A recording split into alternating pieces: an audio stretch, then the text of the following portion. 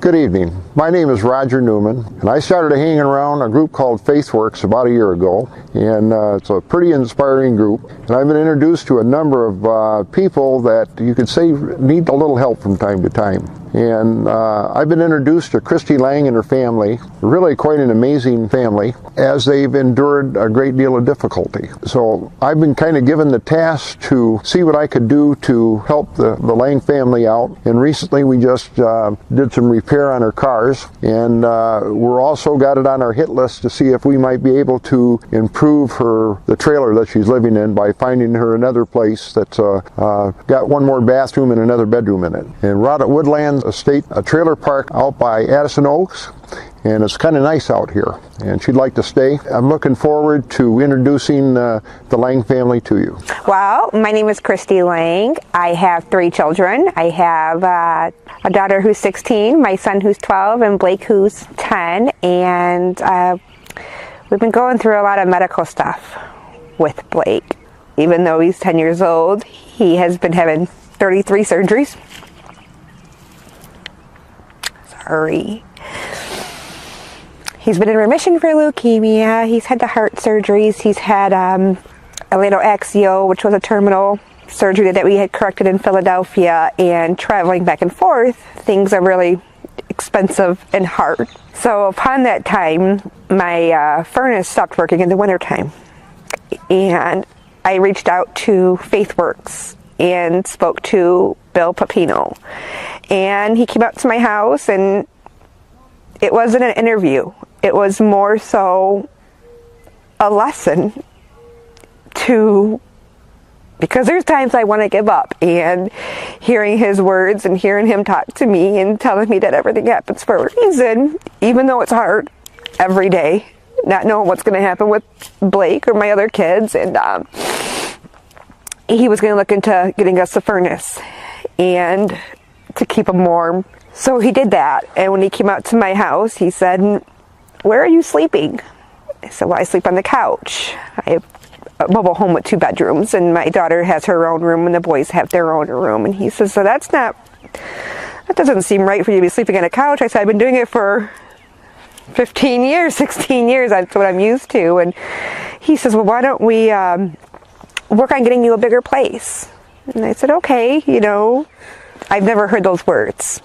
So I kind of just, if it happens, it happens, and I kind of just left it at that. And some time went on, and the traveling became more and more with Blake, and I didn't reach out as much as I should have because I was dealing with Blake's issues and dealing with everything going on, until I got a phone call again from an awesome man with FaithWorks, Roger Newman, who stepped in and said,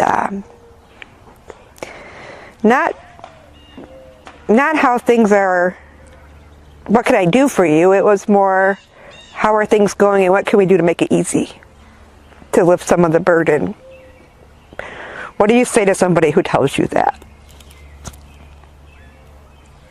You don't think it can happen, because how is this burden going to get lifted? How is anything going to get lifted? How are my bills going to get paid? How am I going to get back and forth to Philadelphia with Blake and traveling with 3 kids? I'm a single mom working a part-time job. I've been fired twice because I got to deal with his medical issues. So meeting him, he came out and he says, "Well, I hear you have a trip going on to Philadelphia." I said, "Yeah, I got to take Blake back out there, and this was just past couple weeks." And I said, "I'm going to get a rent-a-car because my car is not safe to drive." And he says, "No, you're going to take your car." "No, I'm not taking my car. Are you crazy? It's not going to make it." And he says, "No, we're going to get your car fixed." "You're going to fix my car? How do you have money to fix my car? I mean, you guys are telling me you're going to get me to a house. What's going on here? I don't understand." And sure enough, my car was fixed. That took off so much to get him where he needs to be and get my kids there in a car that I can take, my own car, not pay $700-800.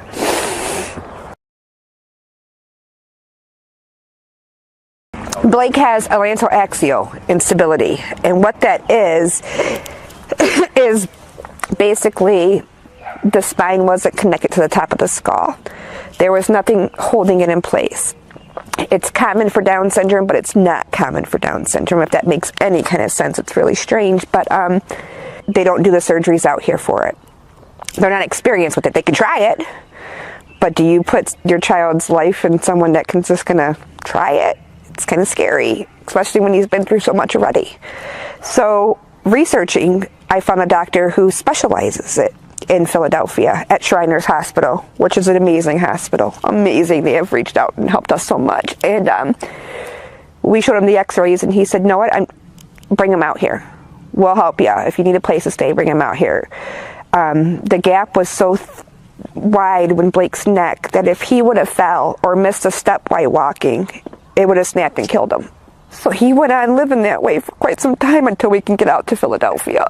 So he had the surgery last February, and he's still healing from it. We still go back out every 3 months for the healing process, and he has some bladder issues where he's not potty trained, and there's a chance that he might be 1% of the children who has, I'm not sure of the name, so I can't quote me on it, but it's in the spinal cord, which will cause problems. They don't know if it can be fixed. He has a sedated MRI coming up. I had to schedule for him here, and then he goes back to Philadelphia in 3 months. But we went out there because that doctor specialized in it, so it was the best place for him to go. So we've tried Children's, We Love U of M, we've always gone there, but again, they weren't 100% convinced me that they can do it.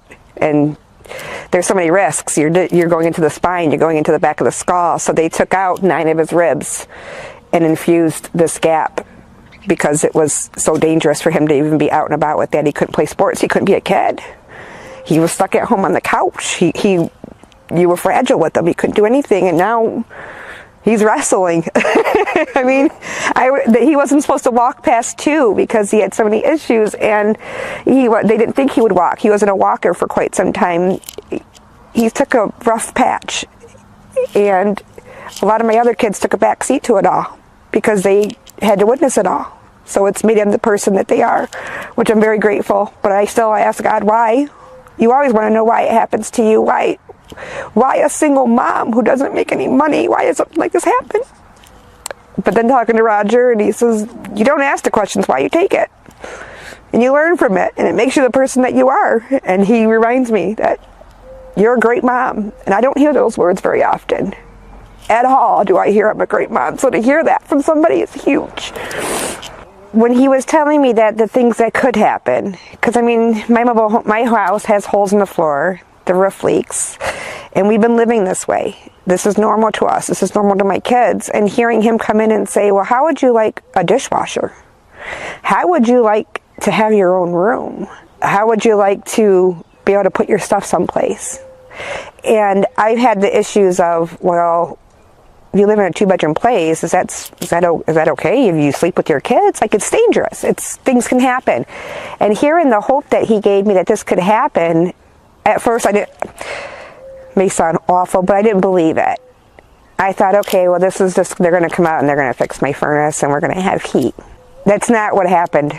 These men turn around from FaithWorks and have stayed in our lives.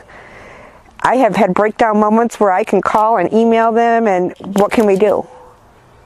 I mean, I don't have family I can turn to, and to turn to complete strangers and have them there for you to say, we're going to give you a home, we're going to get you into something bigger, we're going to fix your car, we're going to have your son be able to play soccer because we're going to help pay for your son to play soccer.